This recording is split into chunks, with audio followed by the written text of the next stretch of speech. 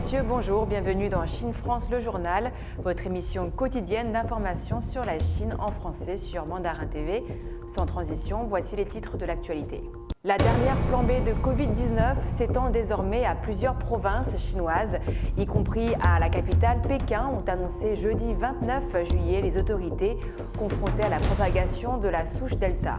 Qin Gang, le nouvel ambassadeur de la République populaire de Chine aux États-Unis, est arrivé mercredi aux États-Unis pour prendre ses fonctions. Le nombre de musées en Chine a explosé ces 5 dernières années, passant de 4 692 en 2016 à 5 788 en 2020. La Chine a remporté la médaille d'or chez les femmes en 4 x 200 mètres nage libre, établissant ainsi un record du monde de 7 minutes 40 secondes 33. Observé initialement auprès de 9 employés de l'aéroport de Nanjing, le variant Delta s'est désormais propagé dans au moins 5 provinces de Chine. Selon les autorités du Jiangsu, la majorité des personnes contaminées ont déjà été vaccinées. La dernière flambée de Covid-19 s'étend désormais à plusieurs provinces de Chine, y compris à Pékin, ont annoncé jeudi les autorités confrontées à la propagation de la souche Delta. La Chine a pratiquement jugulé l'épidémie dès le printemps 2020. Mais la dernière flambée, repérée à Nanjing le 20 juillet, est désormais la plus répandue géographiquement dans le pays. Observée initialement auprès de 9 employés de l'aéroport de Nanjing, la contagion a désormais touché 185 personnes dans la province du Jiangsu et a gagné au moins 4 autres provinces. La majorité des personnes contaminées avaient déjà été vaccinées, selon les autorités de Jiangsu, soulevant des inquiétudes quant à l'efficacité des vaccins contre la souche Delta. La Chine a déjà administré 1,6 milliard de doses, mais sans préciser combien d'habitants étaient entièrement vaccinés. L'objectif est d'immuniser 65% de la population, soit 1,4 milliard d'habitants, avant la fin de l'année. Une autre contamination a frappé le pays via sa frontière poreuse avec la Birmanie. Dans le Jiangsu, les autorités ont placé en confinement des centaines de milliers d'habitants, a déclaré Lu Qing, un responsable des services épidémiologiques provinciaux. Les cafés internet, les salles de sport, les cinémas, les karaokés et même les bibliothèques de Nanjing ont été fermés.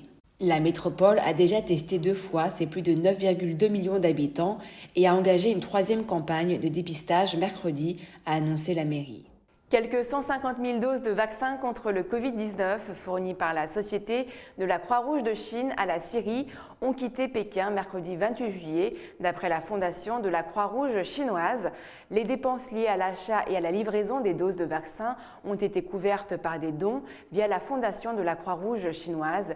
L'aide en vaccins apportée à la Syrie devrait aider le pays à lutter contre le Covid-19 et à sauvegarder la vie et la santé du peuple syrien, ont déclaré des responsables de la Société de la Croix-Rouge de Chine.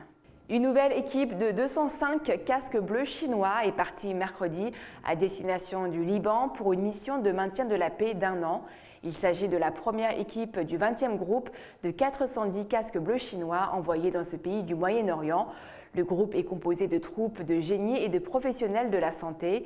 L'équipe a suivi une formation intensive sur plus de 20 sujets, dont le déminage, la neutralisation des explosifs et munitions, la défense en cas d'urgence et le traitement des traumatismes. Les casques bleus seront stationnés dans le sud du Liban. Le nouvel ambassadeur de Chine aux États-Unis a pris ses fonctions à Washington mercredi. Qin Gang s'est immédiatement mis au travail, donnant le ton de son mandat lors d'une allocution aux médias.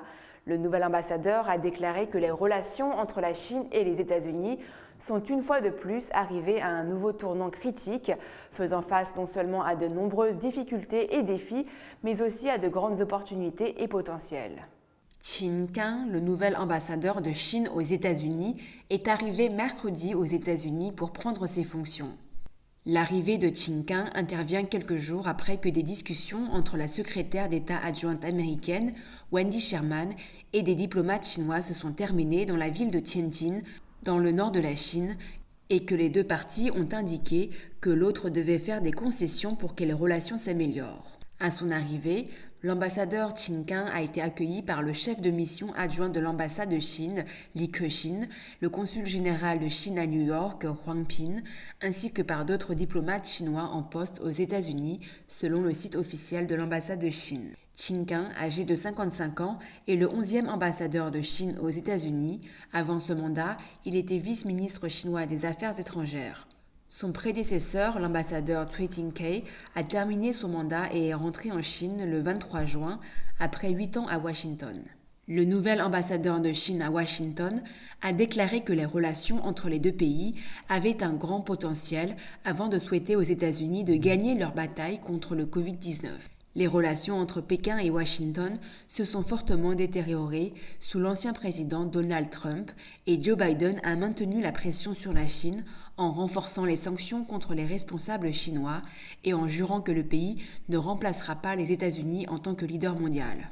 Selon les données officielles, le nombre total de musées en Chine est passé de 4 692 en 2016 à 5 788 en 2020, avec un nombre annuel de visites passant de 700 millions à 1,2 milliard.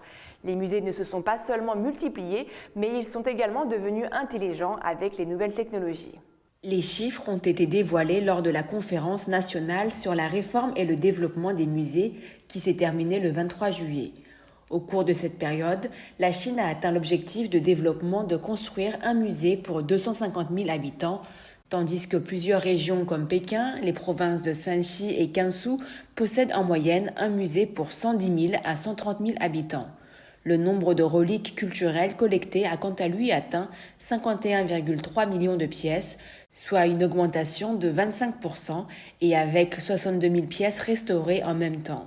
De nouvelles technologies telles que les mégadonnées et le cloud ont été adoptées pour la construction de musées intelligents et les produits culturels et créatifs exposés par les musées deviennent un nouveau moyen de consommation, a déclaré Li Chun, directeur de l'administration nationale du patrimoine culturel, durant cette conférence. En 2020, plus de 124 000 types de produits culturels et créatifs ont été développés par des musées dans tout le pays, générant un chiffre d'affaires de plus d'1,1 milliard de yuans, soit environ 170 millions de dollars, a ajouté M. Li. Ce jeudi 29 juillet, au centre aquatique de Tokyo, la finale du relais 4x200 mètres nage libre féminin a offert un spectacle historique.